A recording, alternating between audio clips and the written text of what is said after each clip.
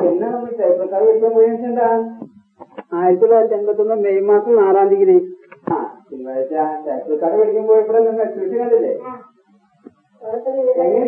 എങ്ങനെയുണ്ട് ഞാൻ എക്സിബിഷൻ? നീ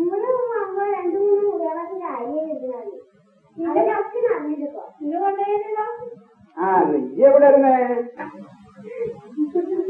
നീ അവിടെ നിന്നാ മതി. അത് പറഞ്ഞാ പറ്റുമോ? മമ്മിക്ക് പോകുന്നുണ്ടായിരുന്നോ? എന്റെ മമ്മി വരാനേ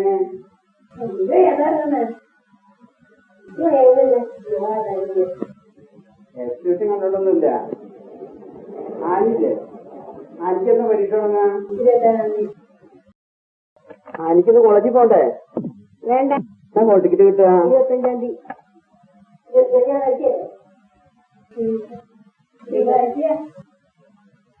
അത് ശരി.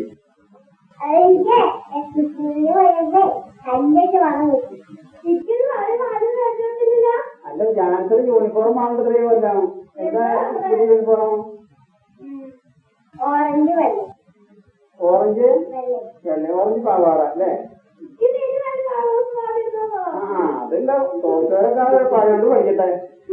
പുതിയ ആളുകള് പുതിയതായിട്ട് ജയിച്ചവർക്ക് പുതിയ യൂണിഫോം, തോറ്റവർക്ക് പഴയ. ഒരു ടേപ്പ് കാർ വാങ്ങണമെന്ന് വളരെ നാളെ ഞാൻ ആഗ്രഹിക്കുന്നതാ. എത്രയോ നാളായെന്നുള്ളതിന് കണക്കില്ല.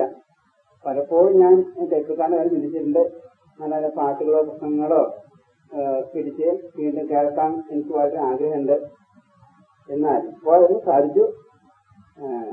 അതന്നെയല്ല, അപ്പൂനാണെങ്കിൽ ടേപ്പക്കാരെന്ന് പറഞ്ഞാൽ ജീവനാണ്. അവന് പാട്ടുകൾ പാടാനും പാട്ട് പിടിക്കാനും വളരെ ഇൻട്രസ്റ്റ് ഉള്ള ആളാണ്. ജാൻസി നന്നായി പാടും. ജാൻസിയുടെ പാട്ടും ചിലർക്ക് പിടിച്ചിട്ടുണ്ട്. ജാൻസിക്ക് ഇനി പാട്ട് പാടുന്നുണ്ടാ? നീ എത്ര പാട്ടുകൾ പാടി?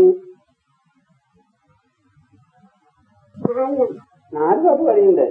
ഈ ടേപ്പക്കാർ വാങ്ങി ആദ്യം തന്നെ ഉദ്ഘാടനം തന്നെ നടത്തിയത് ജാൻസി പാട്ട് പാടിയിട്ടാണ്.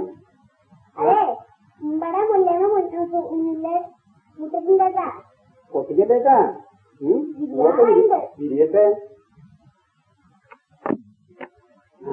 നമ്മൾ ടേപ്പക്കാർ പേടിച്ചു വരണമെന്ന് എൽസിണ്ടായിരുന്നില്ല. എൽസി അപ്പന്റെ വീട്ടിലായിരുന്നേ. അതുകൊണ്ട് അവള് പിറ്റേ ദിവസമാണ് അറിഞ്ഞേ. എൽസിയല്ലേ വരണേ?